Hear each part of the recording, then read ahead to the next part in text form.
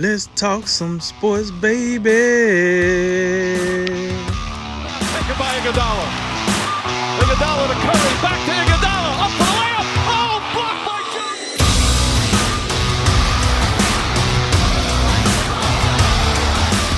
And remember, make tomorrow better than today and make today better than yesterday. And you know what we gonna do. We gonna holler at you until next time, baby. Welcome to A Drink of Wisdom with Jay Wise and Nathan Drinkard. I'm your host, Cody Ward. Thanks for spending some of your time with us tonight. As a reminder to all our listeners, besides being on all your favorite podcast platforms, A Drink of Wisdom is also on YouTube with each So segment available. Head on over, and if you like what you hear, well, we'd appreciate your subscription. What's going on, guys? Man, you know what it is. It's the beer, it's the drink, it's the wisdom. Let's go. Let's talk some sports, baby. Hey, I want to all the listeners and the watchers, I want to say happy Juneteenth. For everybody that don't know, 1868 was the official day that slavery was ended and black folk became free folk. And also, I want to say happy Father's Day to all the fathers out there. Let's roll, baby. All right, man, let's do it. In episode 77, Major League Baseball is trending up. Jamal Adams is trending down. We break down our top 10 coach-quarterback combinations in the NFL. But first, let's check in on the NBA resumption plan. 2 weeks ago, the NBA ratified a plan among the owners and players to resume the season in Orlando next month on July 30th. The plan involves bringing 22 teams to Disney World and keeping them contained in a bubble, quote-unquote, with daily testing and strict medical supervision. This week, the NBA released a 113-page manual to further clarify the details of their plan. The plan was praised at first, but amid surging coronavirus cases and social unrest, many players have raised their own concerns about playing. Kyrie Irving and Dwight Howard have been among the most vocal against playing, while players like Austin Rivers and Sterling Brown say more good than harm would come from playing amid players earning salaries to help the cause.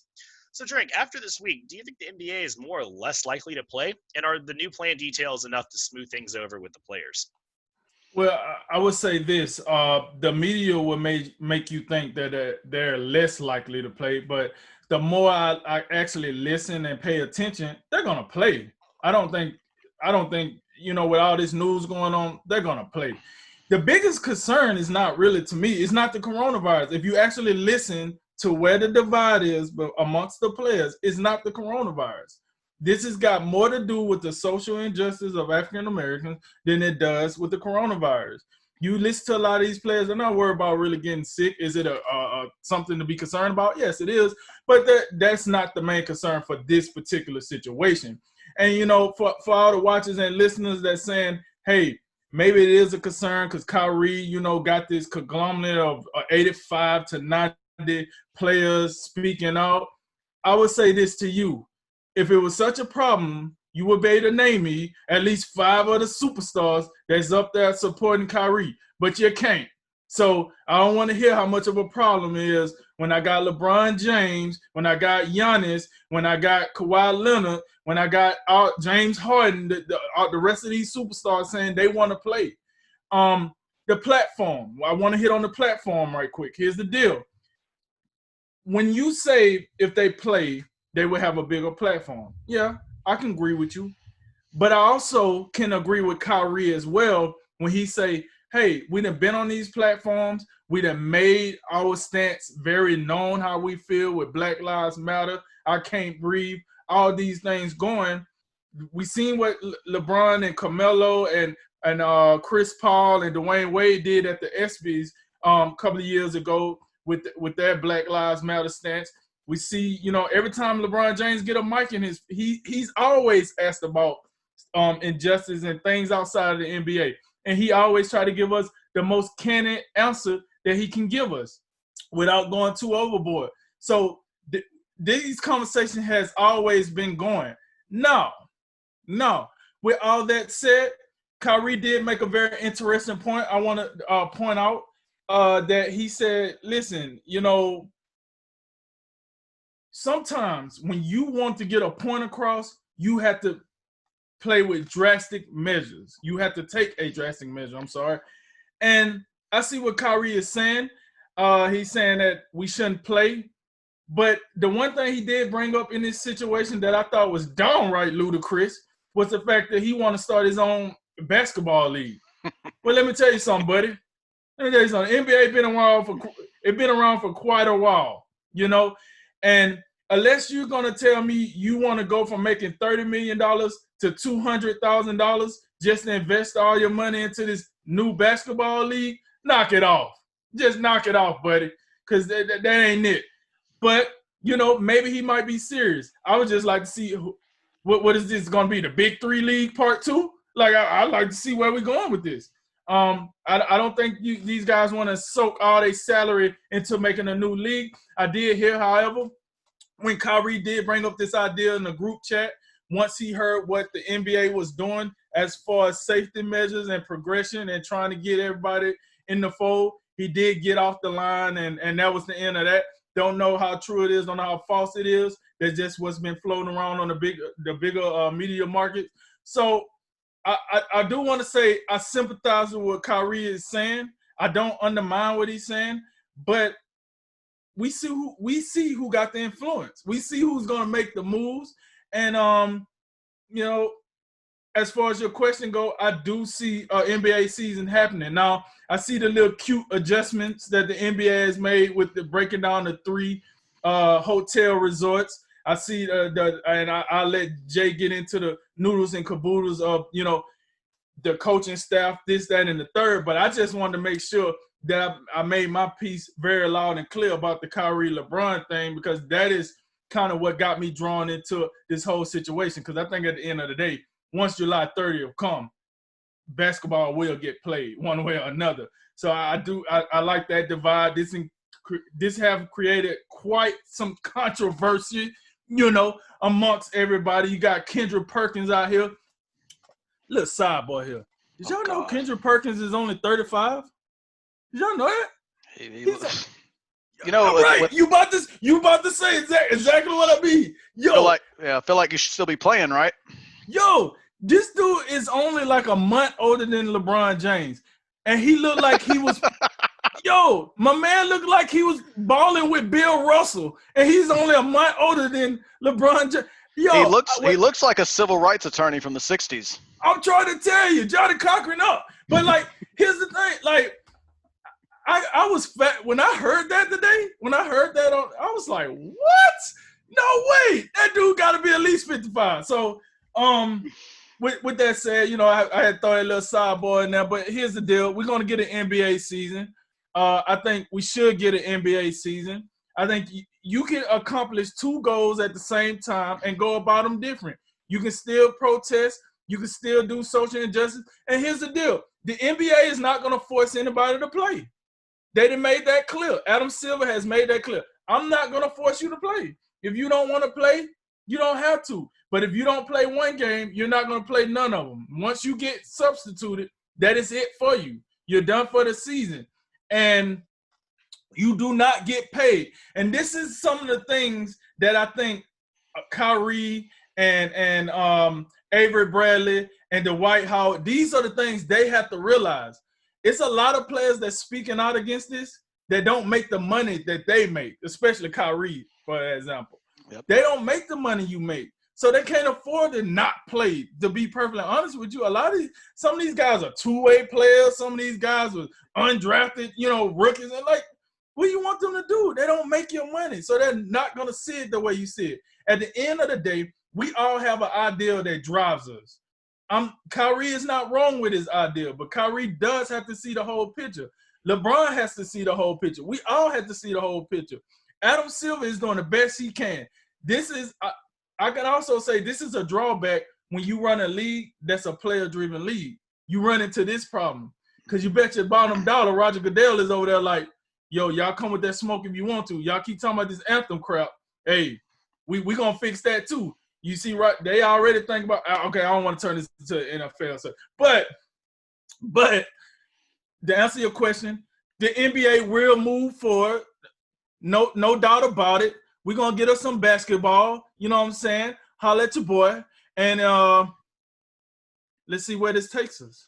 Over to you, Jay. Yeah, a couple things before I really get into it. Number one, I think that's the first Kendrick Perkins reference we've had in the history of this show, and I hope to God it's the last one, because he doesn't deserve to be on such a great program. The only reason he gets as much camera time as he does is because of his connections to LeBron James and Kevin Durant. I think we can all be realistic in approaching that.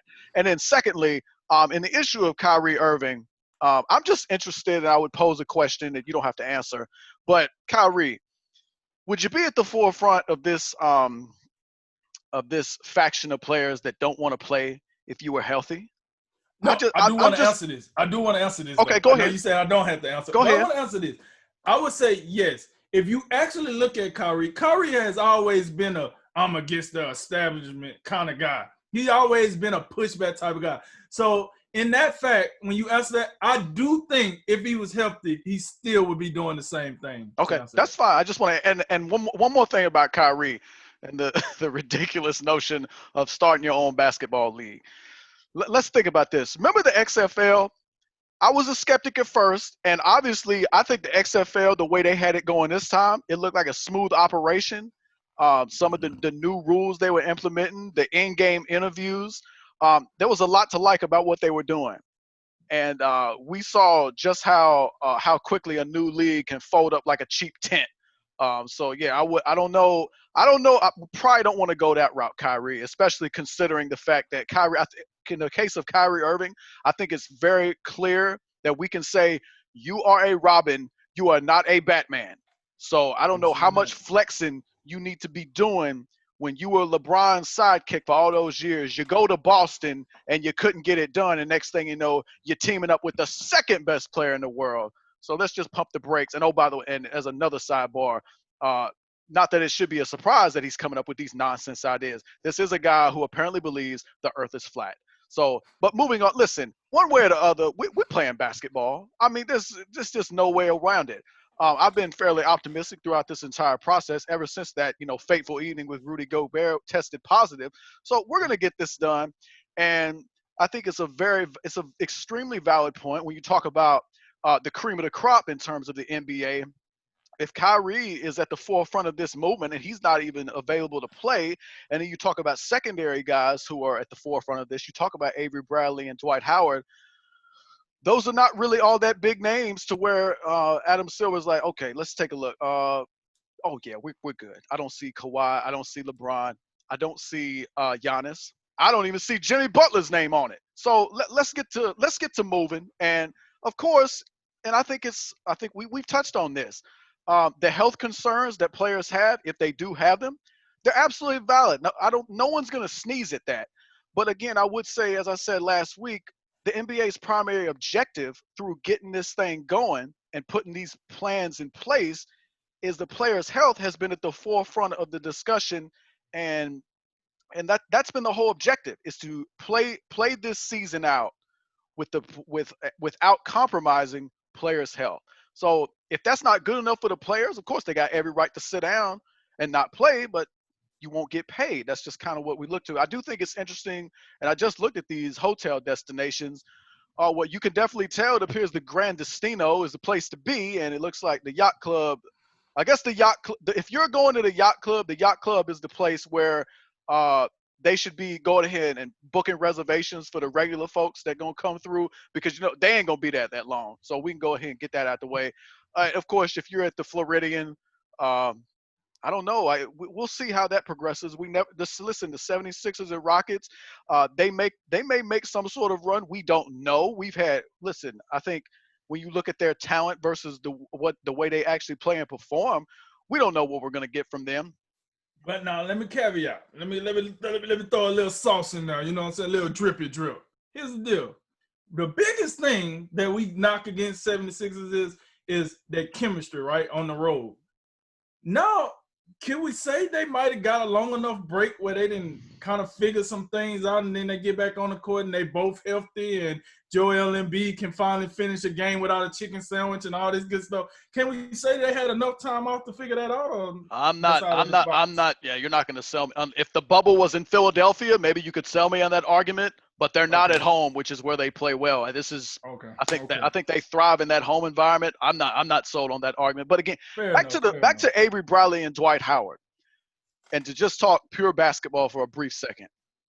If Avery Bradley and Dwight Howard indeed go forward and they do not play, that is a huge blow, particularly in the case of Avery Bradley. That is a significant blow to the chances of the Los Angeles Lakers winning this chip whenever they're going to play. Begins.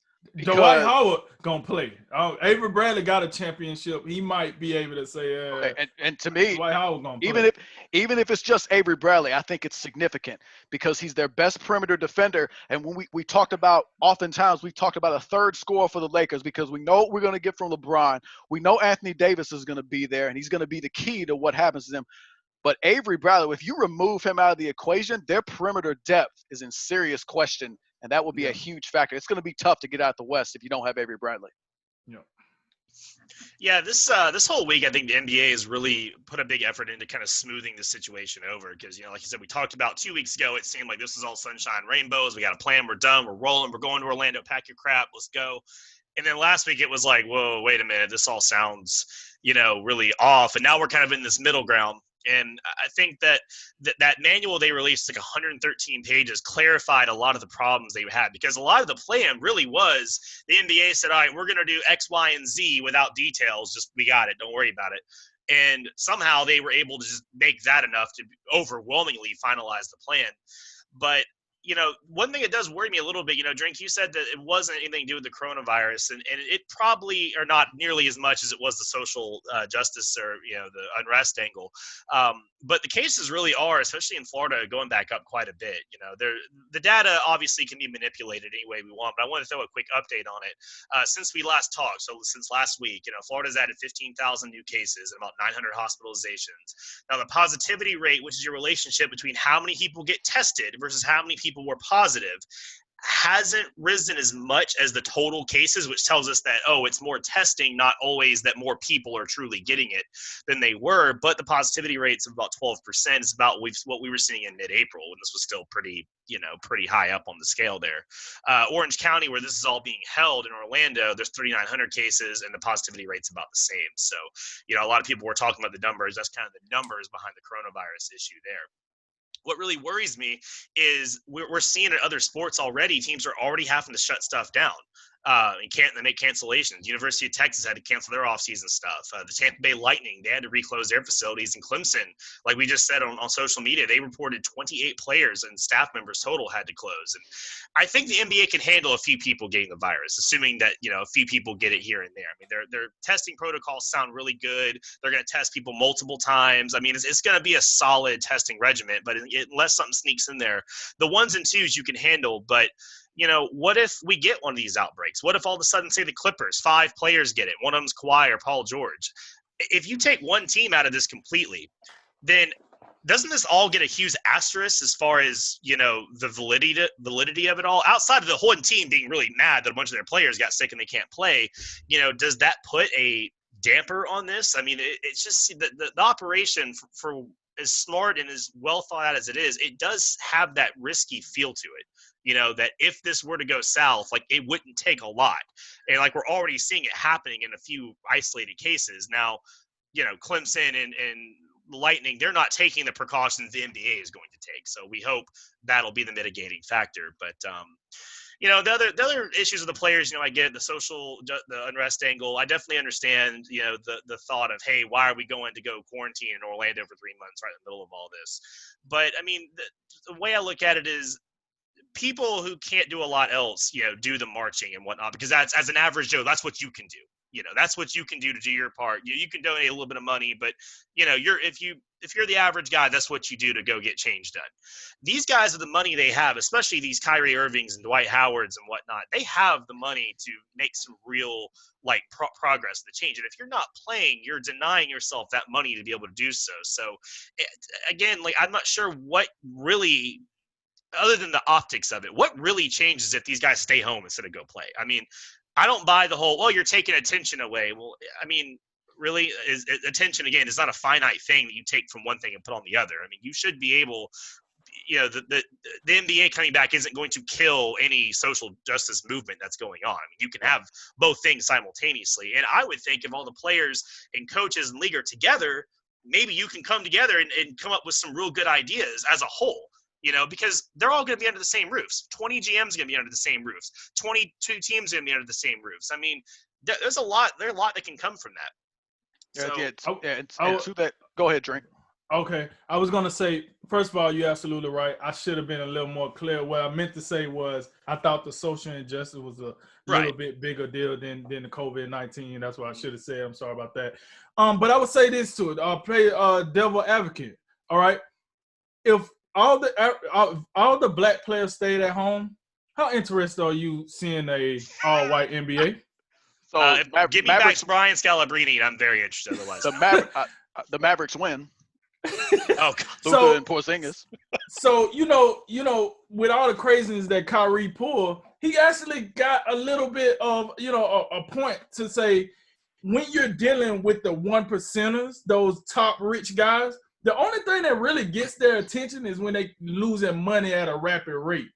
So even if you brought the NBA back, but you didn't bring back the black guys, guess what TV partner's going to say? Hey, man, you ain't getting top dollar for this product. Get out of here. And that's trying to see this. So if enough players sit out, then this isn't happening. I mean, we understand that ones and twos, again, they can say, hey, I don't want to play, high risk, whatever. But the ramifications we talked about some last week, if the players don't show up and this doesn't go off, the CBA could get ripped up. And there could be long-term impacts because the owners would lose a lot more money, but the players are going to too, not just this year, but years to come. So that would be kind of a dangerous game to play, in my opinion, between the owners and the players. But you're right. I mean, sometimes the only way to get these guys' attention is to do something like that, hit their pocketbooks, and then suddenly their ears perk up and they say, oh, well, what are you talking about? So I'm a little concerned about the risks of it all. I feel like this is a high risk situation, but as long as these numbers continue to not, only moderately increase, or we can kind of, they continue to tell us, oh, this is exactly how we're testing, exactly what we're going to do, and they can get these guys in and out on time. I think this is going to work, but I would say that this week it was a little concerning, if nothing else, for the future of it all. And I would say just about the social injustice, because I didn't really address that, and I don't just want to gloss over that because it's a big deal. But I would just say about that, one of the things that I just find the least bit odd, and Drink, feel free to correct me on this. The protests that swept nationwide were already well underway, I would say at least 2 weeks into play before this agreement between the NBA and the NBA Players Association came out to where, okay, we're ready to go, let's play.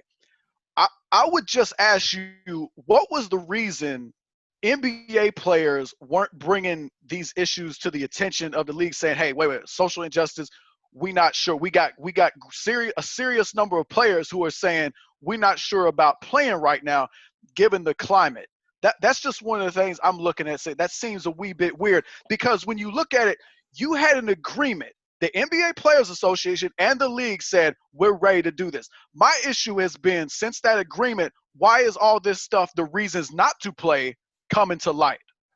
I feel like this. I think the players that had the grievance, they felt like their voices wasn't big enough. So they probably had to come down, they brainstormed, they got together, and they found the right person once, Kyrie got in the mix to say, all right, this guy can be our representation of the players that got a problem with what's going on in the country right now. Because let's be real here. If this was Spencer Dinwiddie, like, what are we talking about here? Like, I'm sorry to say, I'm not saying Spencer Dinwiddie's words don't matter. I'm not saying his opinion don't matter, but let's be real here. We're like, wait, what? So, I think they wanted to make sure they was coming to Adam Silver with the right thing. That's why at first we didn't hear no names. If you remember correctly, we just heard there was a phone call with like 65 players on it. Yep. We didn't hear no names. Then as the story got bigger and bigger, Kyrie came out, Avery Bradley came out, Dwight Howard came out, and these names. And then that's when it really took off, when we started putting names to who felt that way. So I think they just had to sit down and try to organize it a little bit so they could get taken a little more seriously than just coming out with, some random nonsense or whatever the case might be. Yeah, and real quick, Auden, too, the NBA has always been the forefront of progressive thinking and change and whatnot. So I would also give them a little bit of time, maybe work on this. Maybe they can Adam Silver, he can sit down with some of these players and come up with some more programs and initiatives and things like that. NBA's got a lot of money. And again, you talk about Kyrie's basketball league experiment he was talking about. You don't have the resources the NBA has. You're not even a fifth or a sixth or a seventh. I mean, you can leverage the NBA in the situation and say, hey, we don't want to not play at all, but we need to make sure that our message isn't being lost in the sauce here when we go to Orlando. I think the NBA would be much more receptive to that than, say, the NFL would be. I don't know how they're starting to kind of turn heel a little bit, but so I think that the players, might want to use this constructively versus destructively, if that makes sense.